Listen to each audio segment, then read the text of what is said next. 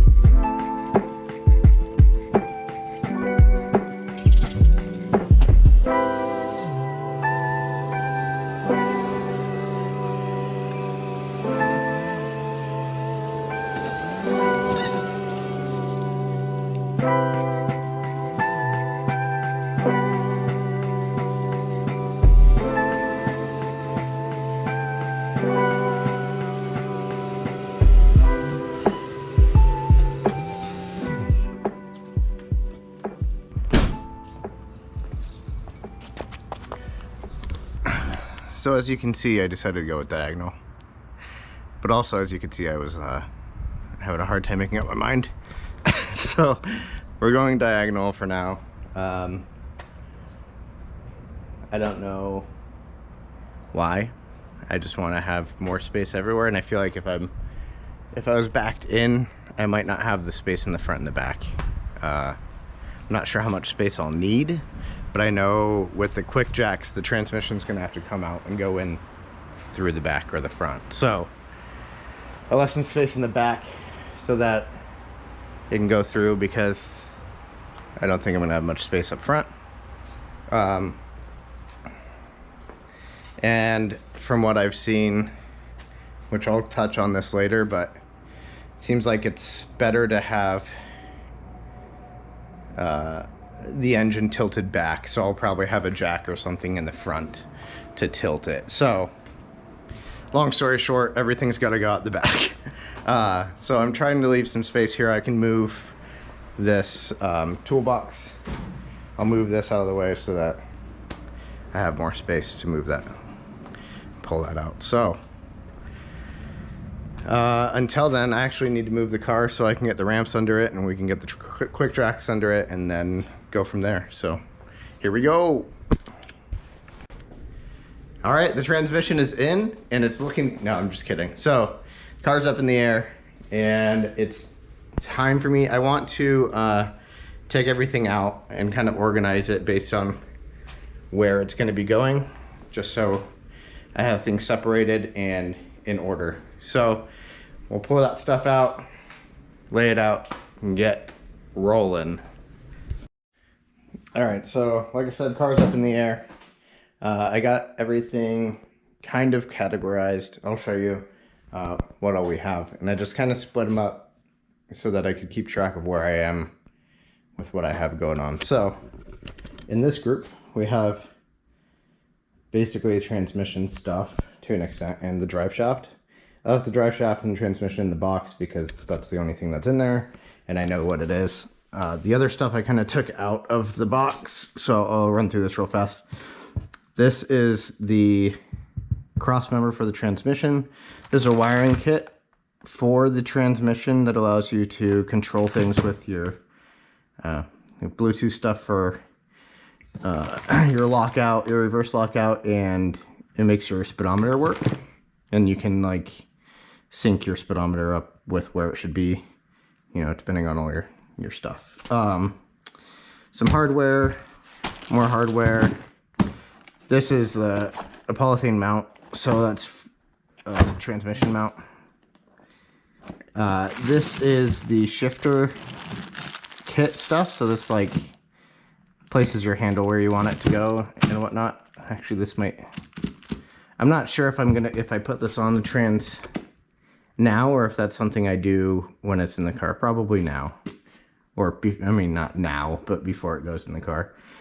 And then we have the aluminum bell housing and the indexing plate. So this just makes sure that all your stuff is lined up with where it should be. So your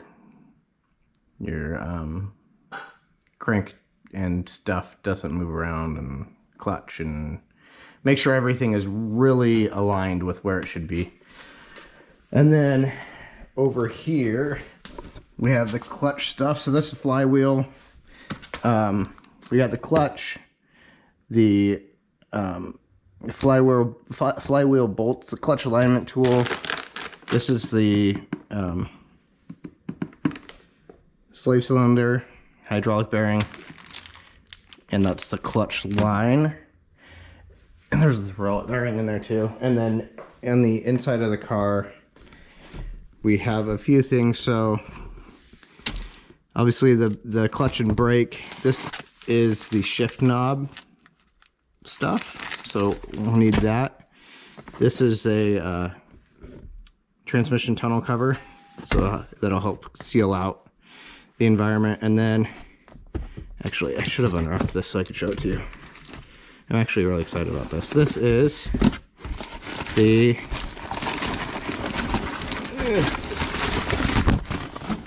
interior shifter panel, OEM. So that'll go right in there. And yeah, I'm excited about that. So that's how everything is organized for me. And I'm excited to start working.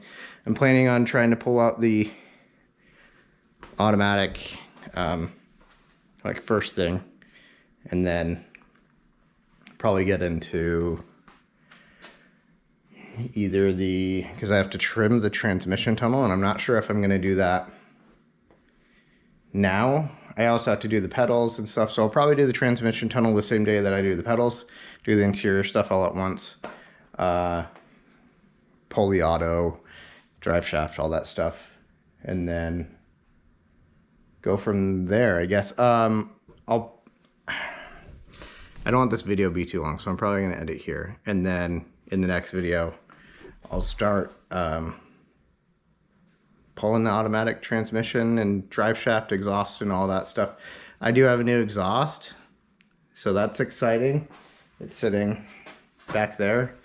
But I didn't take that stuff out because that's way down the road. So I'll be doing exhaust as well, and I'll probably do that in a video separately, so I can do like a comparison of the stock exhaust and all that. So anyways, I'm rambling along, so let's call it there, and I will see you guys on the next video where I'm going to start pulling the transmission, the auto out, and all that stuff, and we'll see how far I get, how long that takes, and we'll see what else we get into. All right, I'll see you then.